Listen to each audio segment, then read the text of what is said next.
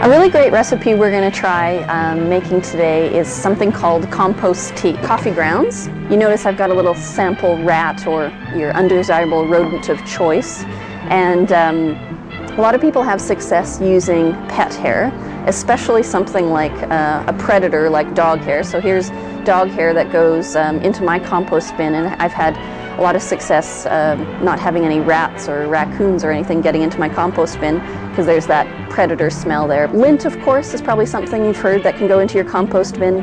Tea bags, broken up tea bags at the base of evergreen trees are quite helpful. Eggshells from those happy chicken eggs that you're buying. It's supposed to repel slugs and also help tomato crops. You do need to alternate with layers of brown matter, lawn clippings, corn stalks.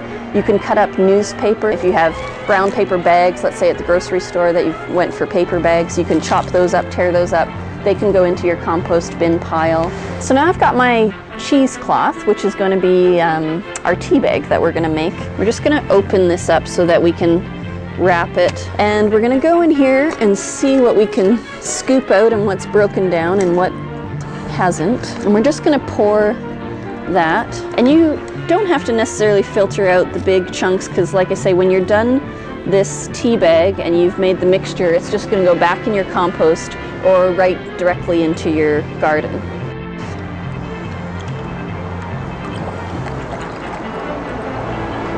There you go.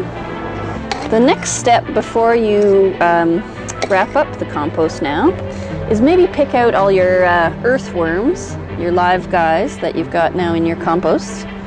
And so you can add them back into your mixture. You want them to be doing their job happily. And just roll it tight. Just tie knots in the end if you've left yourself enough. Then we're going to go to the pail I'm going to use here. So this is my 1 part compost, and I'm going to fill it up with 5 parts water. And this is just water from the hose. All right. So now we've got our pail full, and like I say, you can just tie it to the top of the handle, so you can let it steep now for the 5 to 7 days. And ideally, I mean, you're not using hot water as in the sense of tea exactly, you're not boiling water, but I just place mine out in the sun and just let it warm up that way. And there's your compost tea. Right now we've got our compost tea that's been steeped now for about, you can do 5 to 7 days. So you can see we've got all the good nutrients out of here.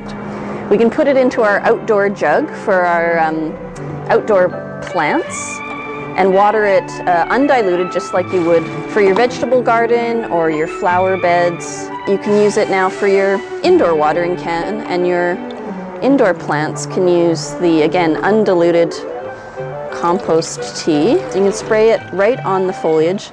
It's supposed to help increase the nutritional value of some of the food crops you might be growing in your yard, keep the plants disease-free, and keep them healthy. So you've already added it to the soil in different formats, but you can also add it right to the leaves as well. There we go.